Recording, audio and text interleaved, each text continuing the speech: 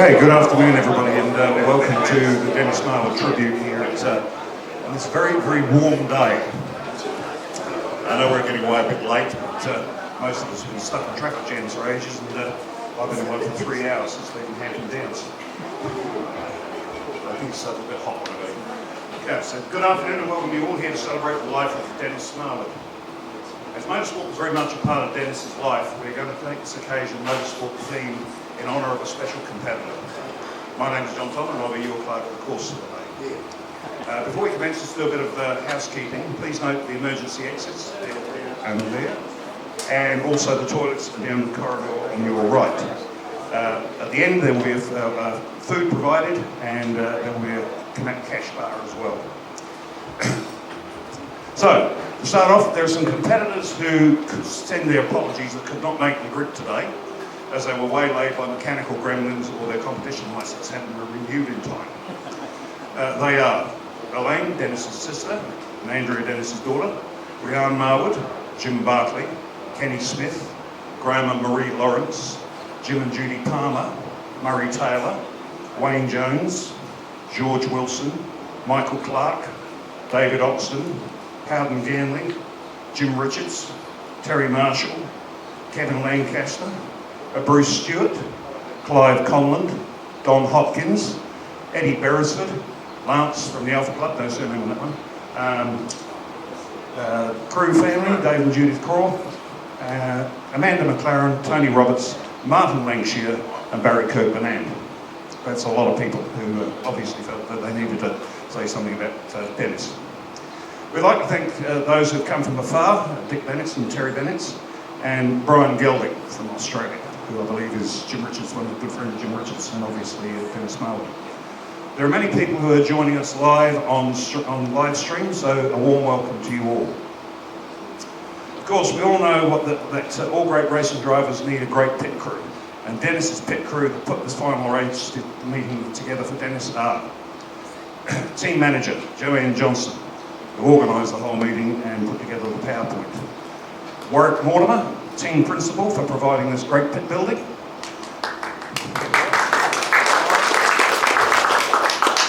Dot Louis from the Alpha Club, team strategist. Tony Antonovich, car owner, who has provided the Joe Chamberlain custom card Camaro, which Dennis raced with such great success. Phil Noble, who's doing the videography. Michael Clark and Jim Barclay, the team historians who provided so much history. Basically, a lot of what I've got to say today is based on what they've provided. Most importantly, Dennis's supporters club, his family, daughter Lee and Craig Partridge, son Grant and Colleen Marwood, granddaughter Madison Partridge, and partner Chris Ferguson, and grandson Carl Partridge. I was honoured to be asked to be the circuit announcer and clerk of the course today's meeting, as I first met Dennis in 1974, when my best friend Tony Alderton went to work for him as an apprentice motor mechanic at Papakura Datsun. Of course, by this time, Marbles had ceased racing the Big Banger Camaro and was concentrating on development of the Datsun 1200 SSS's. But as a teenage motorsport devotee and a regular reader of Motorman and Auto News, I certainly knew of his racing exploits and was in awe of this motor racing superstar and the Camaro and the epic battles he had with Paul Fahey and the wickedly fast FBA Escort. Over the following years, I got to know his marbles more and more, and he was always up for a chat on the microphone with me when he turned up at a classic race meeting. Always dressed and well dressed and looking very dapper, wearing his cheese cutter hat cap. It never failed to amaze me how he could recall facts and stories with pin sharp accuracy. He had a memory like a supercomputer.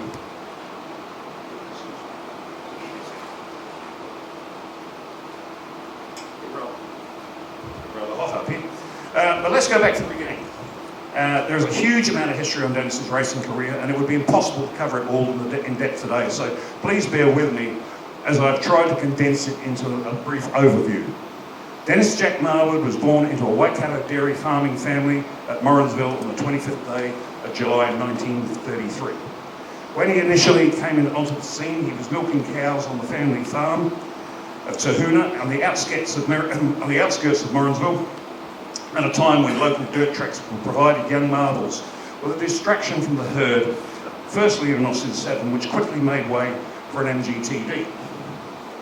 The Hamilton workshop of Ivan Sedgwick became a gathering point for Waikato petrol heads, where some of the guys were getting increasingly ambitious in local hill climbs and sprints. The airfield at Wahara offered grass track racing, but it was at the Hora hill climb on the 9th of March 1957 that Dennis first competed in a national championship event. The urge to go racing, but the next best thing for still evolving saloon car racing scene was the humble Humber 80. This of course took him to the Alfriston workshop of the mechanical wizard Ray Stone, known as Performance Developments. Dennis started working for Ray, and later he bought shares in the business and they became partners. Northern Sports Car Club ran a meeting at Ardmore in 1958, and Dennis initially planned to simply be a spectator. However, when the offer to borrow a helmet was made for the handicap, he jumped at the chance and won. In the early 1960s, he became a member of the Sedgwick-backed Motordrome racing team comprising of the Marwood Humber 80, the Mark II Zephyr of B.E. Innes, the Lotus 18 of Ross Grenville, and the Lotus 18 of Howden Ganley, all turned out in the official New Zealand motor racing livery of dark green with a silver stripe.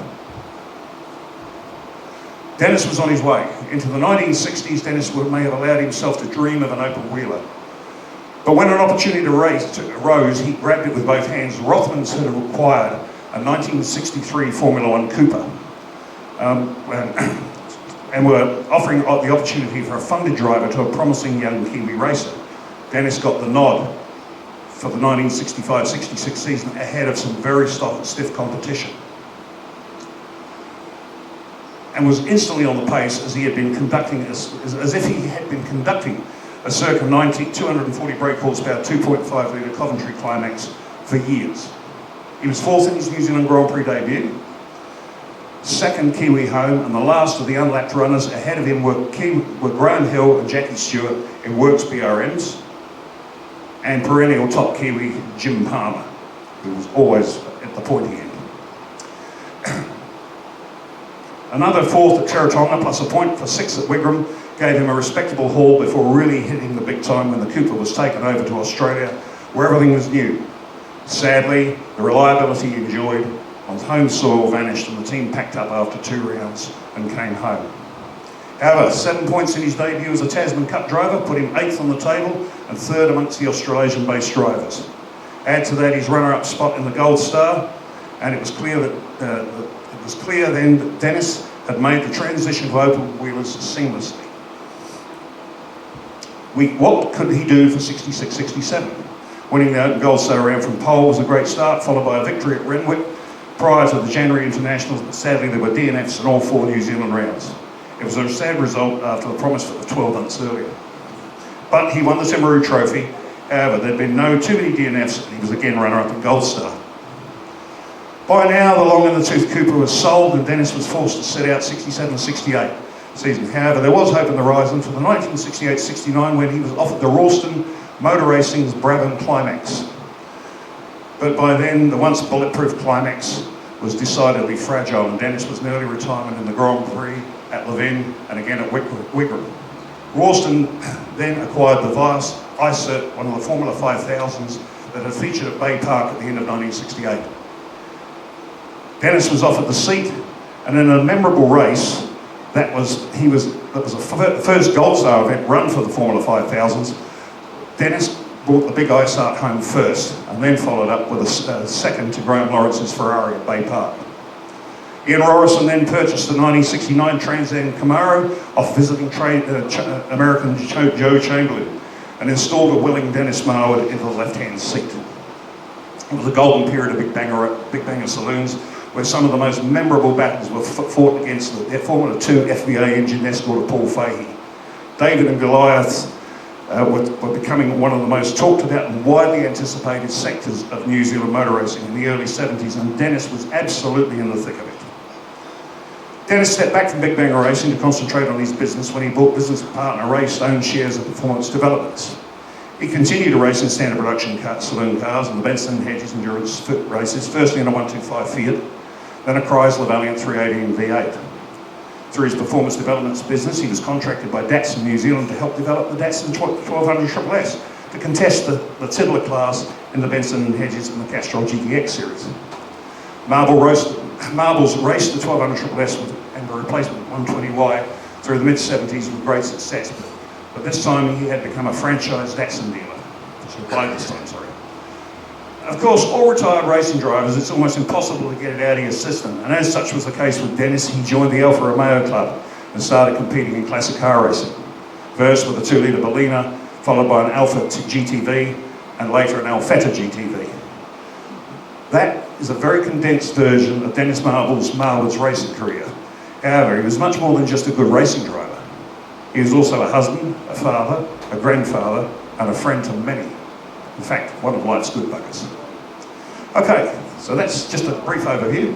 So now we're going to have tales from the pits and messages from absent drivers, and then we'll invite people up to have a chat. Okay, the first one is a message from Martin Lancashire from Blenheim. Firstly, my thanks to Lee and Grant for your messages over the past few weeks. My sincere condolences to you and your families at this time. You were both toddlers when I started working for Dennis and Shirley as parts manager of performance developments in the 1972-75. 3 fun years with a host of great memories, far too many to relate today, but I will leave you with one that I'll never forget. And that involves Dennis's good mate, Spinner Black. From Morrinsville, Spinner would drop into the shop and saunter off and enjoy lunch with Dennis somewhere. One particular day, he bought some product from the shop, and Dennis said to me, "Martin, I'll write an invoice for that later," which he duly did and posted it off. A week or so later, the invoice came back in the mail and had been stamped by a Morrinsville taxidermist, and a handwritten comment, "Get stuffed, Dennis." Dennis cracked up and said, "Only Spinner Black can get away with that." Dennis was a good boss, a fair boss, and a great friend, as was Shirley. I caught up with him a few years ago after I had departed, always enjoying a good yarn. My thoughts are with you all today as you celebrate his life. Cheers, Martin. Message from Don Hopkins. It was with sadness that I learned of the passing of Dennis. I have many fond memories of Dennis, especially when racing my GTV. And in one particular exciting race that Dennis and I had in the Dunedin Street race on a wet track enabled me to keep close to Dennis. Most other times I was well behind him though. They were good times which I will always treasure. Unfortunately, Val and I will be overseas during January attending my eldest daughter's granddaughter's wedding in Bath in England, therefore we will not be able to attend. From Joe and Graham Hilda. Would have liked to be there, but unfortunately we won't be able to make it. We'll be thinking of you and all you Alfessi. Alfessi? Alfessi. Graham bought Dennis's race suit from him, Alpha colours of course, with some of his badges still on it. He wears it with pride. Dennis offered it to Graham as he thought there were too many Alfesti that would fit into it. Bruce and Bridget Stewart. Sad news about Dennis. I spoke to him a few months ago. It was a pocket call. He couldn't work out how he called me. It was a confused conversation, but it was a good chat briefly. He and I had some great battles on the racetrack, and we will always enjoy his company. He had a soft spot for Bridget, who he insisted calling Nurse Gladys. I would have liked to travel up for lunch, but Bridget and I have a memorial to attend, so please give my best wishes to those who can attend. There is one from Bill Ritchie, but he's going to do that himself a bit later on. Right, so now we're going to have people come up from the floor. So in pole position, the first band to speak will be Dennis's son, Grant. Grant Marwood.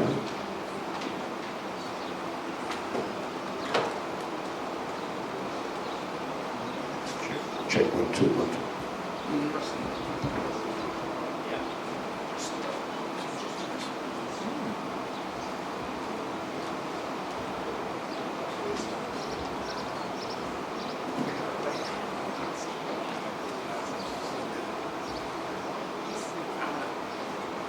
Well, on behalf of Lee and myself, I would like to thank you all for coming. Thanks to Warwick for the use of this race shop for this event. Thanks to Dot and Joanne for organising the day. Also thanks to Steve Elliott and Tony Antonovich for the Camaro to be on display. Dad was born in Morrinsville, July 25th, 1933, to Daphne and Leslie Marwood. He had 2 sisters, Dell and Elaine. Dad brought the family dairy farm from his parents, and he continued that tradition along with motor racing.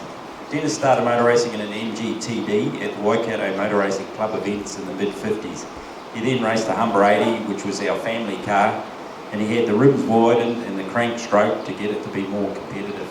Lee and I used to get plonked on the rug at the races while Dad thrashed our car around and then put in the back seat for the drive home. The Rothmans Cooper days were a step up with a van and a trailer. A move to Auckland and the start of performance developments with Ray Stone, PDs became a hub for the motorsport in the South Auckland. The international drivers and cars used it as a base during the Formula 5000 era. I remember the TV crew there filming Chris Amon in the STP Formula 5000 car. The most memorable car was the ex-Joe Chamberlain Z28 69 Camaro. I was lucky enough to get driven around Bay Park by Dad, once in the passenger seat and once in the back seat, holding on to the roll cage. I'd love to take it back with Tozzy with me. From all the messages and calls I've had from Dad's passing, the common theme was how much he helped people, and that made me really proud to be his son. Thanks very much. Thank you, Grant. Cheers. Okay, next to join us up is the man on the outside of the front row, and that would be Mr. Dick Bennett, who worked originally before Ray and Dennis at Performance Developments, and then went on to develop his own career in West Surrey Racing.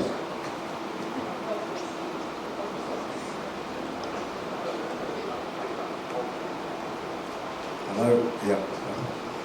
Well, it's an honour to be here because I haven't been home for 4 years and we're planning to come home with my wife Terry here, and when I heard about this celebration I thought we'd reorganise our plans a bit and make sure we were here. So great to see some old faces still here, and as I say, I started working for Performance Developments, Dennis and Ray, mid-69, and this little Camaro here was one of the babies when I converted it from 5 litre to 6 litre, and we had some fun times with Dennis. One of the occasions Grant mentioned, we had a misfire one day and Dennis made me get in the back, down the back straight at Pookie doing about 140 mile an hour saying, "Can you hear the misfire?" I was hanging on for grim death. But no, the times with Performance Developments and Dennis and Ray, I learned a lot from both of them.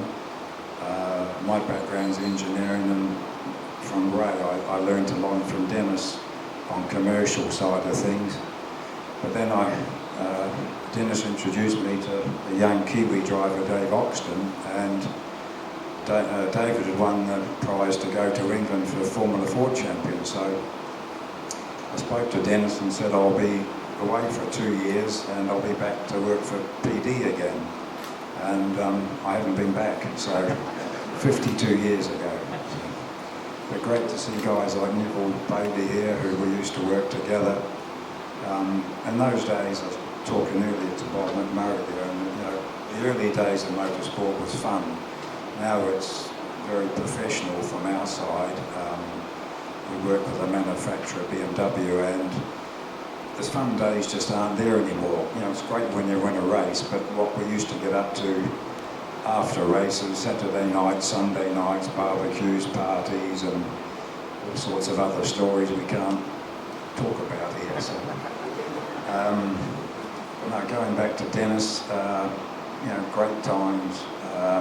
The Ice Art Chevy, which was mentioned, and just this trip away now, I'm actually with the green light from my wife that we're actually going to 2 race meetings on this trip. So, and she always tells me, why can't I get away from motor racing? And it's a fact, if it's in your blood. So I said the best way to meet up with old friends is go to a race meeting, and so we're off to Taupo this weekend, and then we're doing a tour around the South Island, which, believe it or not, I'm from Dunedin originally, but I've never been down the West Coast. So we're hiring a car in Christchurch and then driving up to Blenheim, doing some wine tasting, across to Terry, and then down the West Coast into Wanaka. I've spent a lot of my youth, and then across to Highlands for the final round. So it's still in the blood, and it's it all started from the first professional job I had, which was working for Dennis and Ray. And I got that job was another interesting story because I was a member of the Otago Sports Car Club, and Alan Dick had an advert going into his magazine, and he showed it to me before it went out public. So I thought, I'd love to go and work for them, but it's in Auckland, I live in Dunedin. It was a hell of a trip, so they offered to pay half my airfare, flew up, got interviewed, flew home, and then got a phone call a few weeks later, got I fly back again. So I got offered the job, and it was tough in those days to leave my mates in Dunedin, because we had our own little team within the Otago Sports Car Club, but I wanted to further my career, and performance development was the place where I did it. So, no, great times, and thank you very much for giving me the opportunity to be here. Thank you very much, Dick. Okay, so we've had, that's the front row. We're back to the second row now, on grid position 3 on the inside of row 2. It is Racing Ray Williams. Now I know you are, but keep it short, Ray.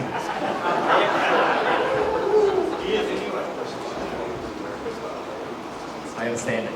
G'day. Are we having a good time? Well, a good, happy, sad time. A little bit with Dennis and me. I met him 73, 74. I started racing fairly seriously, and I just won the Castrol GTX Class 3 Championship, my first year, the first championship, and that's in 1600.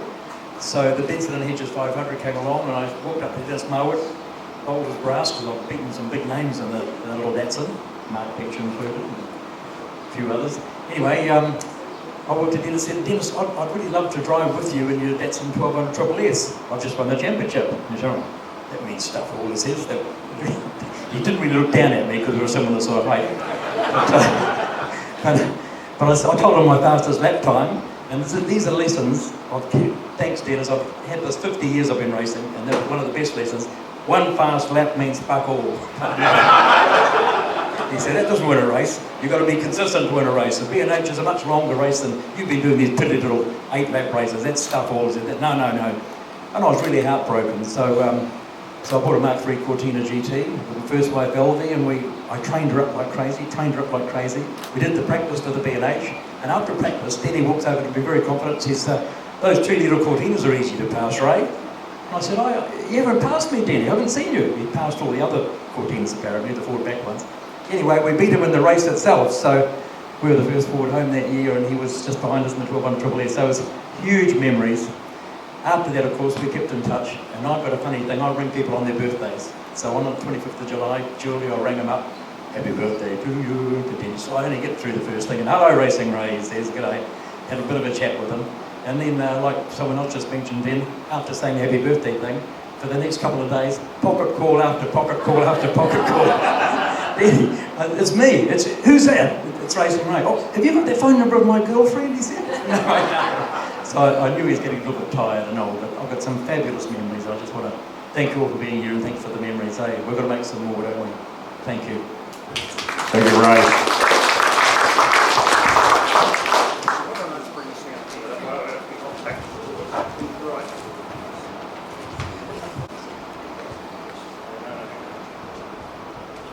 Okay, that was Racing Ray.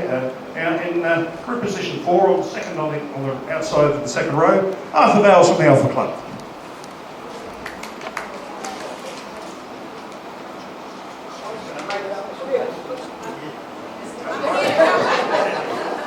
At least I don't feel so bad now.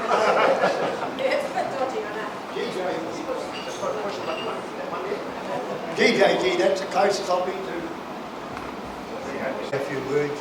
But he seemed to like staying with the Richies because I don't know whether Robin was a good cook or else it was the counselling she gave to him, because she always lent a good ear to him and that.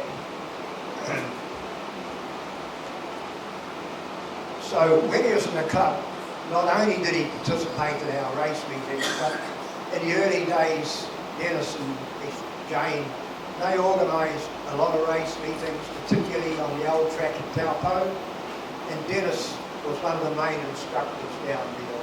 and he remained the instructor with our club right through until basically he retired. He actually, at Taupo in the early days, my son was only 15 straight out of kart racing, and he took Dennis out, and that was really the start of my friendship with Dennis. And not only did Dennis race in the cup, but he also donated the cup, which was for the fastest lap, and most of the top guys in Alpha had won that. That was actually just for the Manfield racing circuit. And that.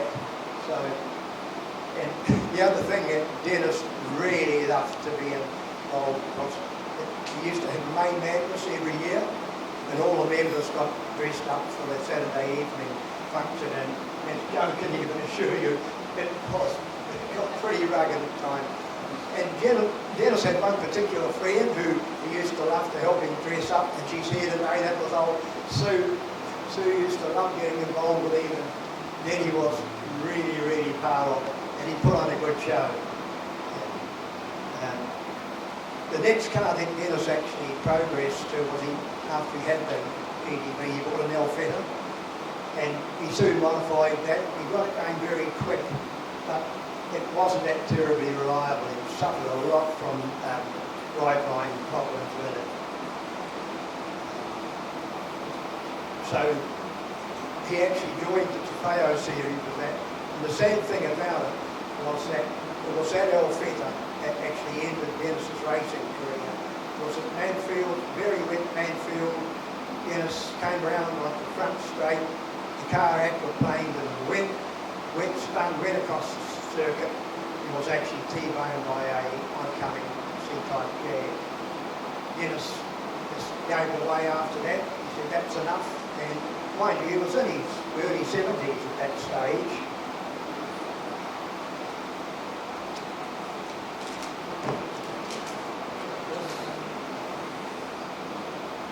I remember travelling on one occasion with Denny down to one of the race meetings at Taupo, and he had a Sparrow then, and he had his Alfetta on the trailer behind.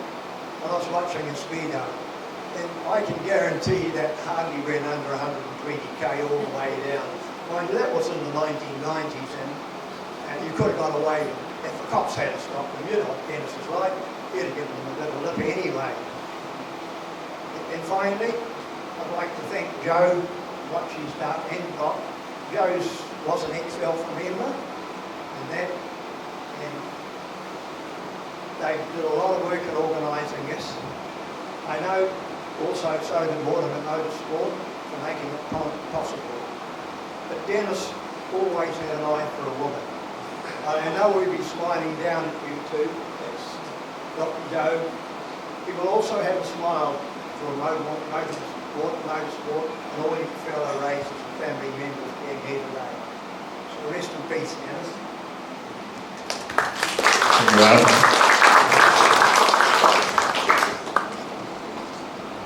Just on that, just before I introduce the next speaker, a friend of mine phoned me last night, Tony Alderton, who worked with Dennis, and he's at the Chrysler Charger RT Club. And he was telling me that, and this is to demonstrate just how good a driver Dennis was. The RT Club were invited to Taupo for an Alpha Club meeting, and Jim Little from the South Island, anybody knows Jimmy Little, knows that he was a very quick peddler of a very, very fast E49 Charger, which was obviously developed by Chrysler in Australia to win Bathurst. Well, anyway, Jimmy brought the car up, and he was out there racing with the Alphas. And I know it's going to upset all you Alpha people, but that old Valiant Charger beat every Alpha on the track except one. Dennis Marwood in an Alfetta GTV couldn't catch him. So that's how good a driver Denny was. He beat Jimmy Little in a much faster car. Okay, so that's next up. It's our motor man from the 1970s and 60s and 70s, Don Anderson. Where are you, mate?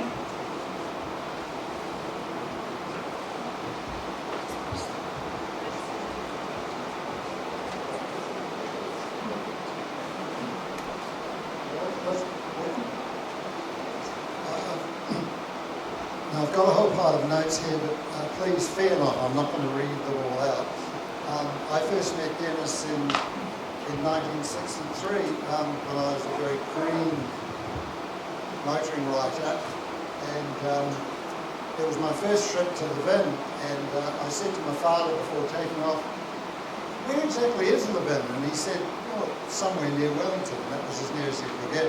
So I hopped in my little 850cc Mini alone and drove all the way to Levin, and was quite amazed at that. It was a Levin national meeting, but the Levin meetings in those days were really something else. And the first event I saw was Dennis Marwood.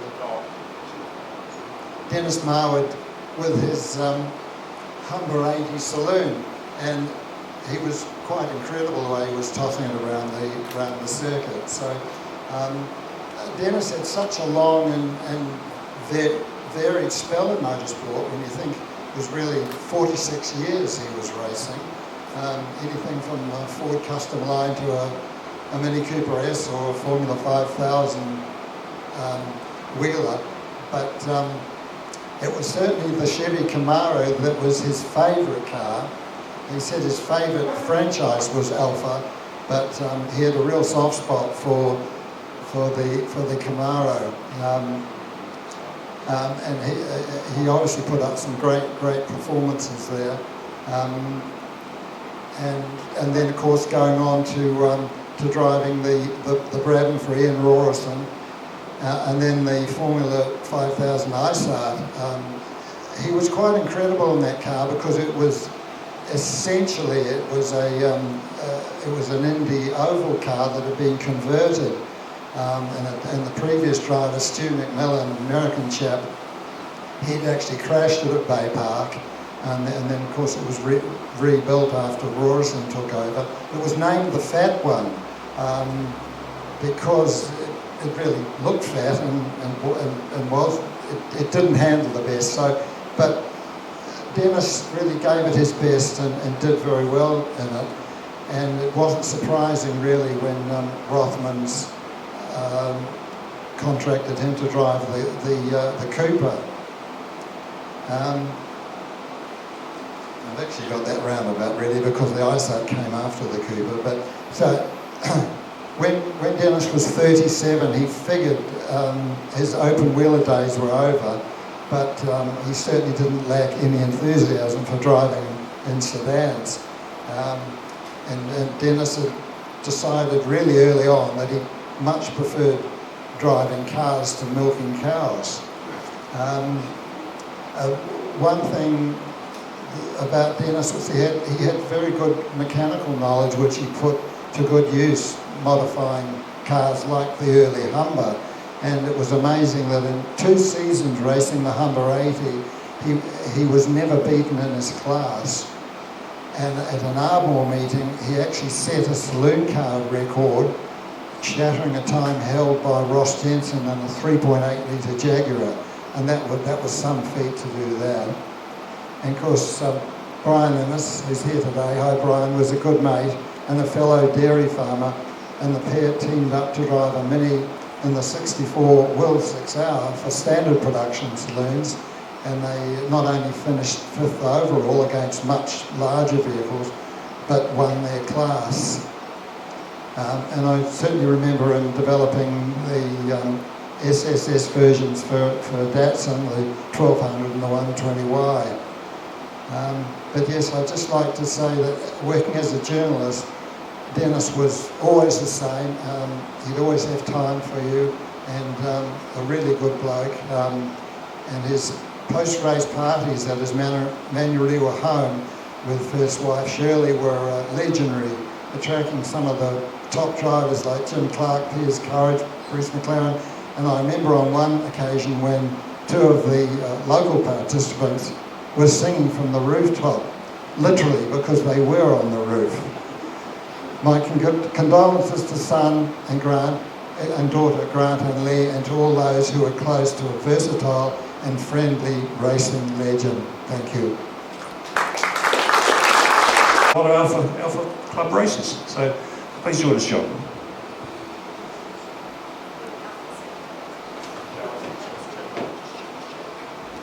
Testing.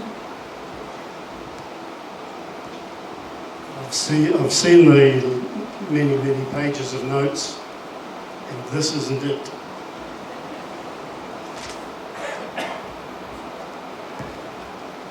I came to know Dennis quite well after his frontline motor racing career had ended, when he became involved in classic racing, driving very fast Alfa Romeos.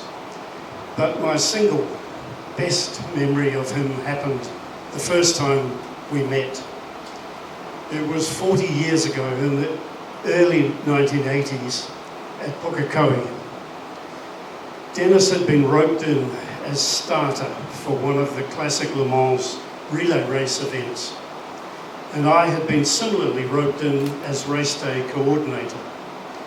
Pukekohe racetrack was a much more primitive place in those days, and there was a rickety set of wooden steps on wheels for the starter on the outside of the Armco barrier just past the start-finish line.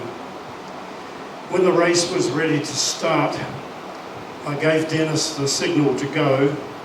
He mounted the steps to the top, raised the flag, and swung it down vigorously. This was enough to destabilise his ancient wooden platform, which started to slowly topple forwards, taking Dennis with it. As it fell, Dennis seamlessly, elegantly stepped forward straight onto the top of the Armco barrier, where, amid great applause from the watching crowd, he took a bow. A wonderful demonstration of great presence of mind and quick thinking, a class act. Ciao, Dennis. Thank you, John. Okay, that was now to on the inside of the fourth row, in position 7, it is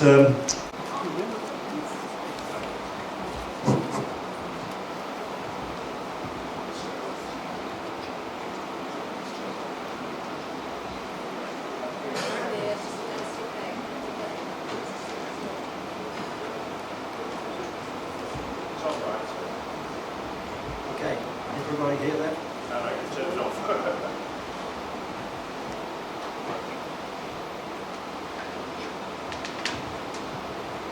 test. Technical stuff's always had me bluffed. Just as well, I'm not scared of heights up here. But first of all, I just want to say thank you so much to the team for right up. How's that? Better? Okay. Thank you, Warwick and team for the premises here to honour Dennis's life and celebrate it.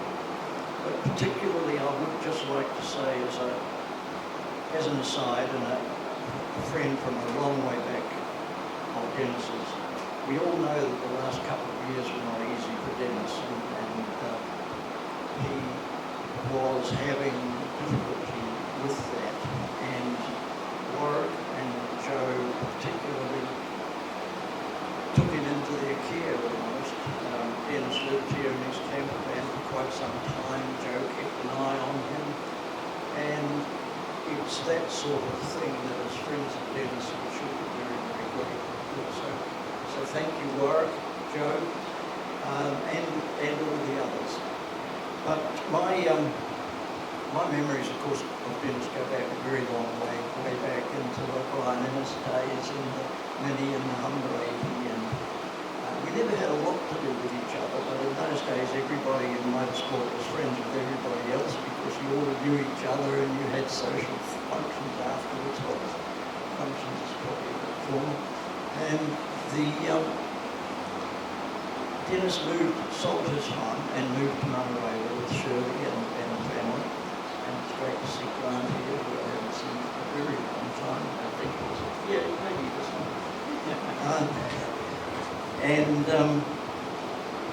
I had a little business, performance developments in the workshop in Alfriston, and Dennis used to pop down sometimes.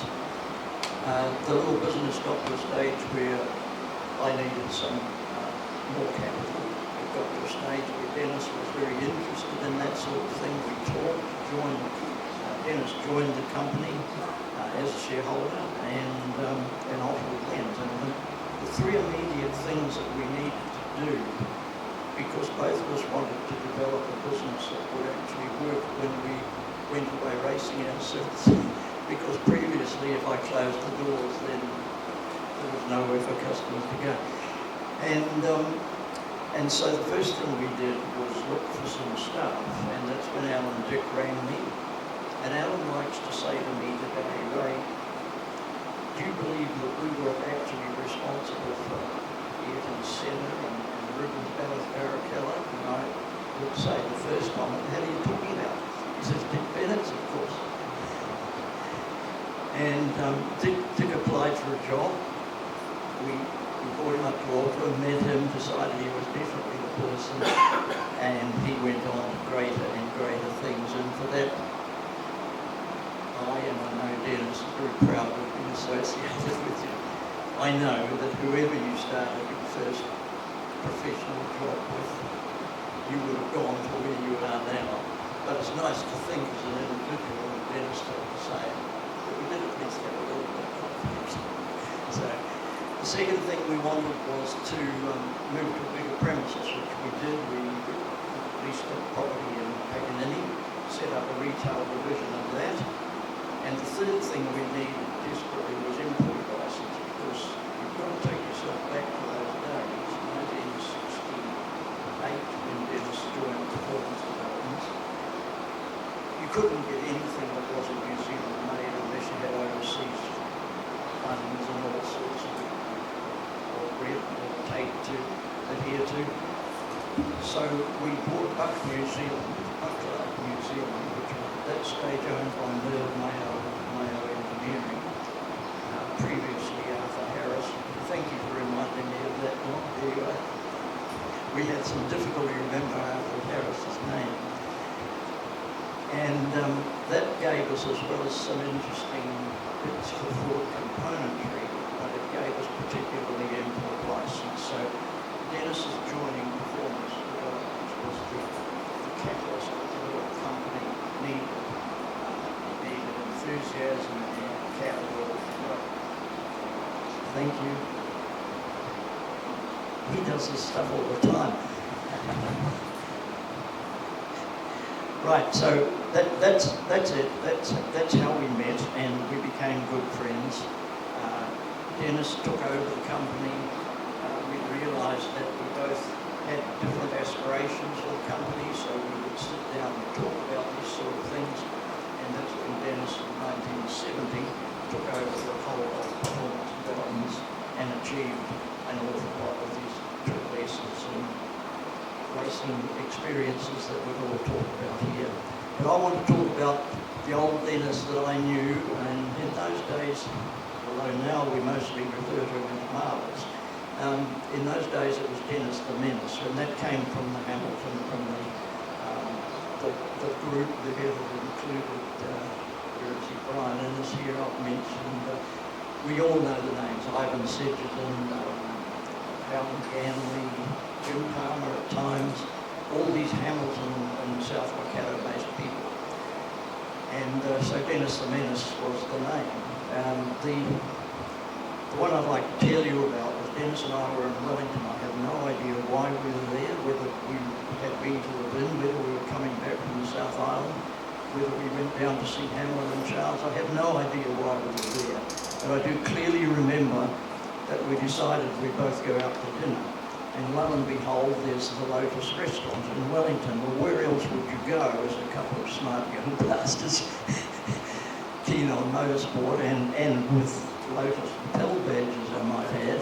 Where would you go but the Lotus restaurant? So we went to the Lotus restaurant, tried to convince them that they owed us a meal, did not succeed, and I have a real cringe factor these days when I think about that.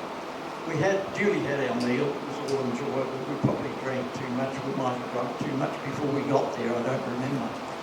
But we decided that we really owed them a lesson. So Dennis, I was going to say and myself, but I'm going to say Dennis.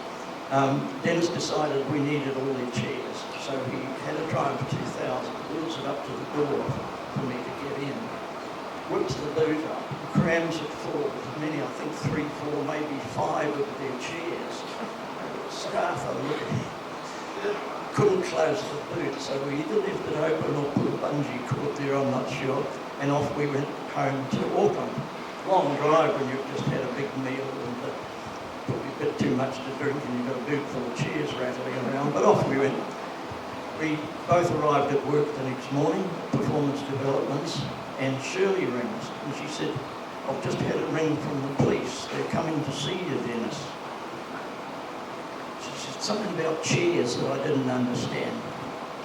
So the police duly arrived at the workshop, and we of course had been seen. We made no attempt to hide it. I think the car was still out the back with the chairs in it. And the restaurant people were good enough to tell the police they didn't want to place any charges. As long as we put them on the train and they were in good condition and they got them tomorrow, there was no harm. So Dennis the Menace, well-earned name. And thank you again. Thank you, Ray. Joe and Warwick. No, I haven't quite finished yet. So I learnt that from him. I just want to say this all for me, and I know for all of you, this is a celebration. We all knew Dennis in different walks of life, but always connected with motor. And I'd like to say thanks for coming, and think of Dennis often. Thank you. Thank you very much, guys. There we go, folks. Great stuff. Buddy. Usual place, Phil.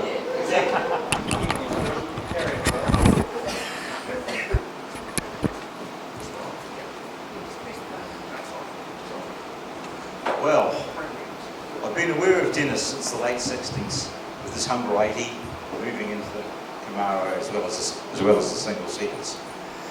When we moved to Auckland in '87, the Alfa Romeo Owners Club had a driving training day at Warwick. Dennis at the time had a 2-litre Alfetta and I had a 1800 one. So I lined up with the other novice drivers, and they had the driver trainers, and Dennis made a beeline for me. This is pretty good, met another hero. And we strapped into the car and away we went. We did a warm-up lap. At the end of that, he said, now the next lap, pick it up a bit, and when we come down to the hairpin, I'll give you a series of commands. You follow them when I say and exactly what I do. So not wanting to be a complete idiot, I did that. Next thing I know, I'm doing a series of 360 spins, and we stopped. And I'm absolutely mortified. Dennis looks at me laughing and said, I thought that would happen, but I didn't want to do it in my car and have everybody laugh at me. From then, we became friends. And the time I was in Auckland, I saw a lot of Dennis. When we left Auckland again, moved down to Martin, we saw a bit of Dennis because we had good camper van parking. And he used to call in both his Alfetta Julietta and the camper van. And as Arthur said, it must have been the wife's cooking that enticed him there. But he was one of these people that I thought was a very good friend, very loyal, and as Grant said, keen to help. Help me get a spin, not him. So that's it. So farewell, Dennis, and Godspeed. Thank you, Bill. Thank you very much. Okay, the mic is now open, or the floor is open for anybody else who'd like to come up and have a couple of words with some memories or share a story about Dennis. Katie, are you coming up here? Okay, anybody at all? Okay, Vern Reed.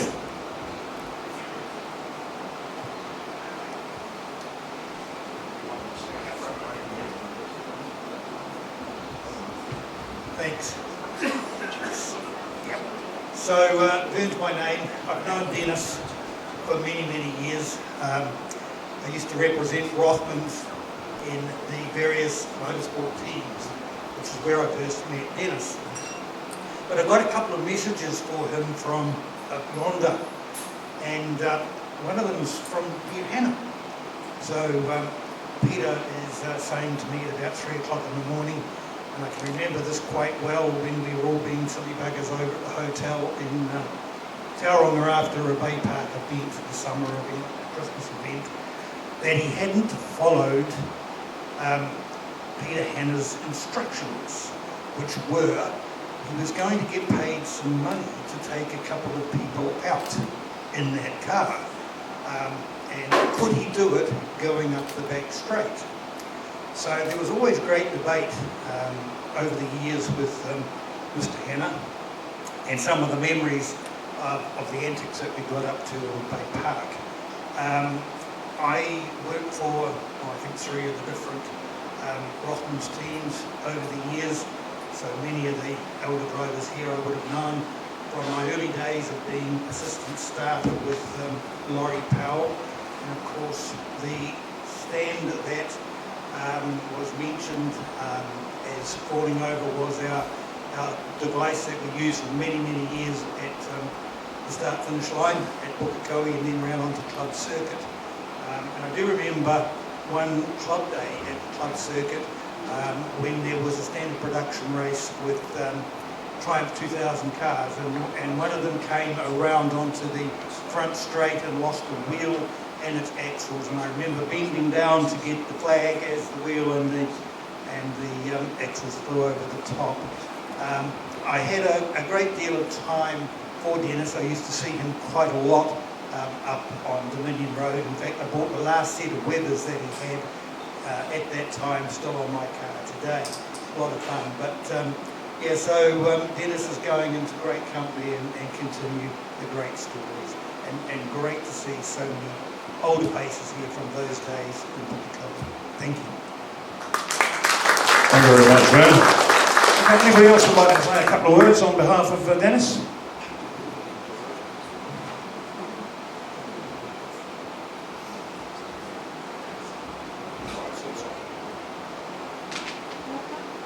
We heard early on that Dennis was a very generous man. Leonie and I got to know Dennis and Joe in the... Sorry. Leonie and I got to know Dennis and Shirley, should I say, in the 80s, and Dennis was very instrumental in assisting me build my very first dedicated race car. And from the stories we've just heard, I think I know where the 1750 engine came from that ended up in what was originally a 1300.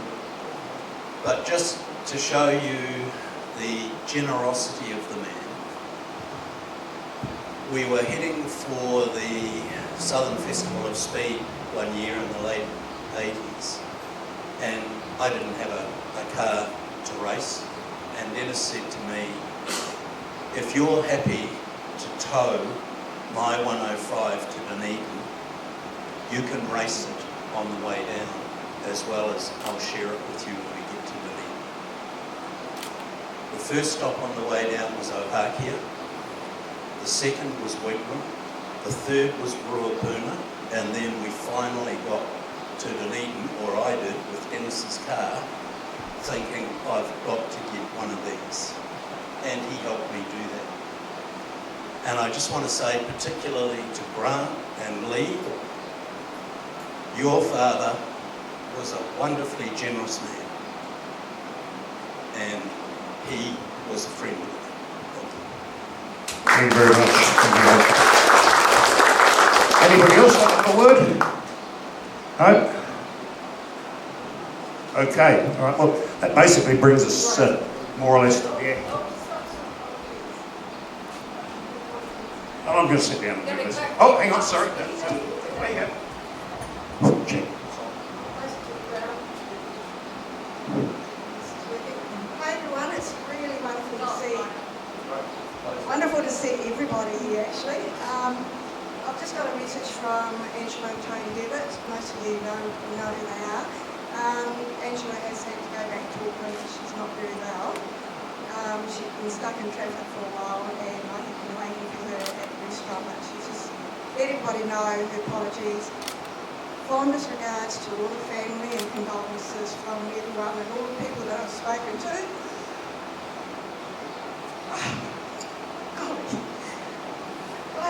I think it's one of those things when you finally meet a motorsport hero of yours, you really get quite shy like me.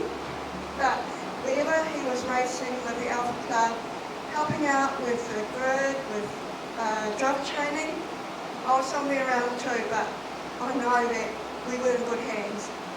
I just wanted to say, Dennis, if you're out there, say hello to Sharpie, Fred Lennon, Robin Locke, and a lot of the other Alfa Romeo people whom we've lost over the last couple of years, including Peter Healy, who would have been your partner in crime for shifting tables as far as you were able to shift chairs. Rest in peace, Dennis.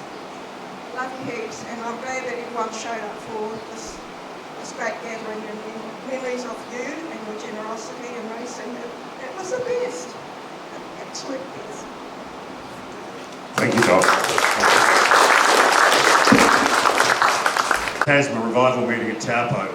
We had 30 seconds of silence and then 30 seconds of a rev off, and Marbles would have absolutely loved over 120 race cars revving their engines to the honour of one of our great drivers.